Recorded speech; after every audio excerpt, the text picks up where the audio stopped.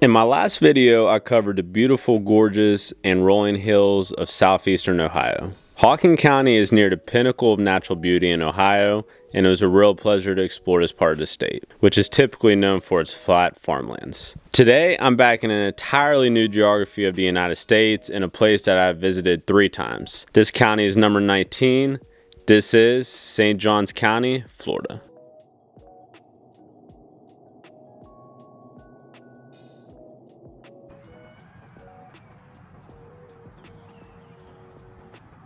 St. John's covers 600 square miles of northeast Florida, which is the 23rd smallest out of the state's 67 counties and ranks as the 1,625th in the country. Nothing special here, but for a state that is known for water, St. John's has nearly 221 square miles of it, which is the 13th highest in the state and 195th highest in the country, which is the highest I've done this entire series. Furthermore, 320,000 people call this county home, which is the 22nd highest in the state, accounting for 1% of Florida's population. The county sits right along Florida's northern Atlantic coast, which makes up its eastern boundary, along with the St. Johns River making up the majority of its western boundary. There's also a handful of rivers in the east, with the Matanzas and San Sebastian rivers to the southeast, along with the Tullamato and Guana to the northeast. All of these are influenced by the St. Augustine and the Matanzas inlets, which connects them to the Atlantic Ocean. The main event of this county is St. Augustine, which is the oldest continuously inhabited European established settlement, or in other words, the oldest city in the United States. It was founded in 1565 by Spanish settlers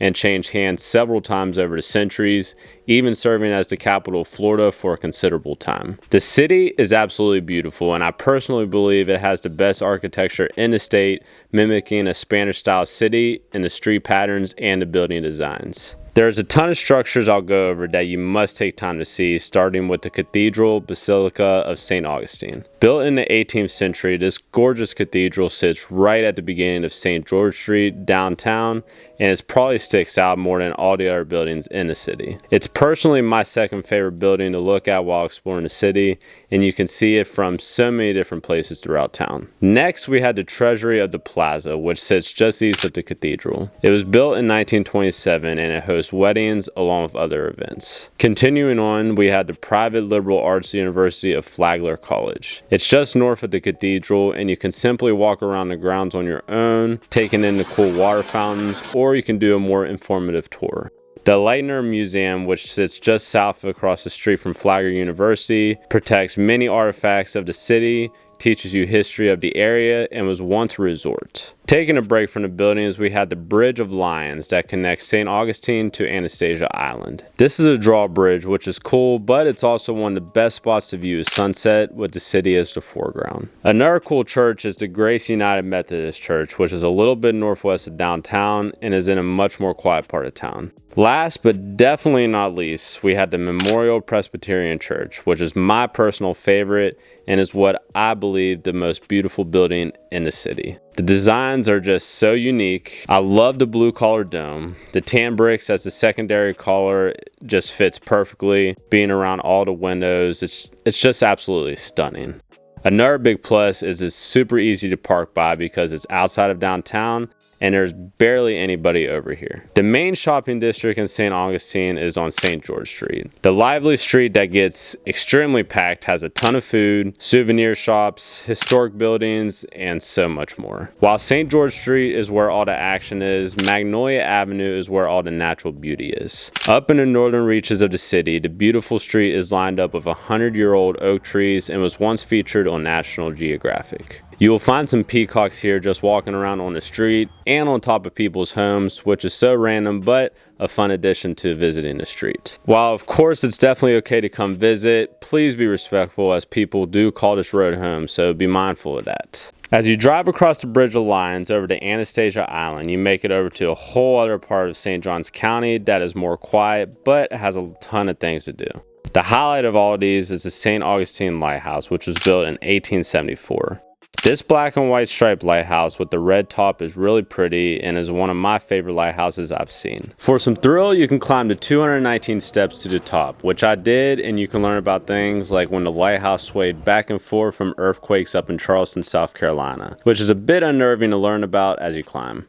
The lighthouse stands at 165 feet, and of course you get the best 360 views in the area. For something more relaxing, you can walk around the grounds that host activities and even a maritime museum that collects ancient artifacts from shipwrecks off of the nearby coast. The number one thing you should do while visiting St. Johns County is the Castillo de San Marcos National Monument. I have visited this national monument every time I've been to this area, and is my 27th national park site I've ever visited. This 17th century fort is the oldest masonry fort in the continental United States and is right on the western shore of the Matanzas Bay, right in St. Augustine. This is one of the easier national park sites to visit in the United States, and it's a great way to spend a day in St. Augustine. I would recommend getting here around when the fort opens up to beat the massive crowds that come and to beat the Florida sun, especially in the summer. You can walk around and visit various rooms in the fort that have several things like writings on the wall from people over the years. This particular one was from 1880. Furthermore, you can head up to the second level of the fort, which offers you great views of pretty much everything in town, along with the Matanzas Bay and the Bridge of Lions, with the St. Augustine Lighthouse far out in the horizon. On down the Matanzas River, you have a much smaller fort that served as the outpost of St. Augustine called Fort Matanzas. This was my 57th national park site I've ever visited and my 7th national monument. It sits right on the western bank of the river and is in a much more secluded spot. There's a ton of birds in the surrounding marshlands, and you may just see a dolphin swimming. The fort requires a ferry to get over to it, but on the contrary of Castillo, it's actually free to take over. Each group that goes over gets a quick rundown about the fort from the park ranger, and then you get around 30 minutes to explore the fort. Instead of just walking up the steps to the top level, this one you have a more adventurous climb up a ladder through a narrow hole in the ceiling that gets you up to the top level.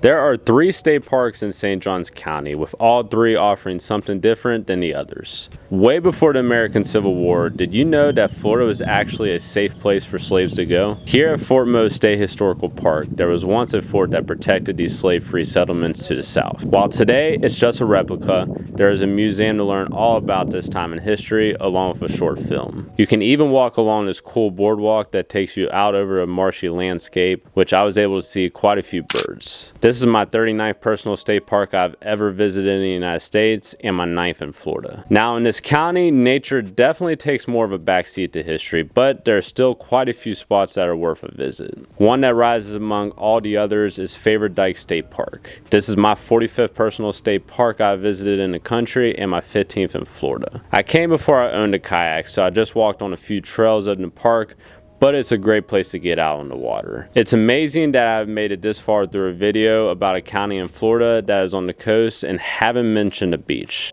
My favorite in the area is Anastasia State Park, which protects the northern tip of Anastasia Island. Of course, you can spend a full day here just hanging out on the beach, and it would be totally worth it. This is my 40th state park I've ever visited in the country and my 10th in Florida. I have been all over Florida, seeing all the cities, still working on seeing all the parks, but the point is I love so many things about the state, and St. Augustine still sticks out as one of my favorite places here, and along with being one of the most beautiful cities in Florida. While it definitely can get packed here and summers can be a bit miserable with the humidity, the city is still such a fun place to explore. You might be wondering why I've been all over the state and this is only my 2nd county I've shared this series. Completely fair point, which is why it's about to change. The next 4 installments of this series will be all in Florida. Not going to tell you where, but I'm pumped to share what I have in store. Thanks for watching, hit to subscribe, thumbs up as well, tell your friends, and also comment below what county I should do next. Until next time, have a blessed one.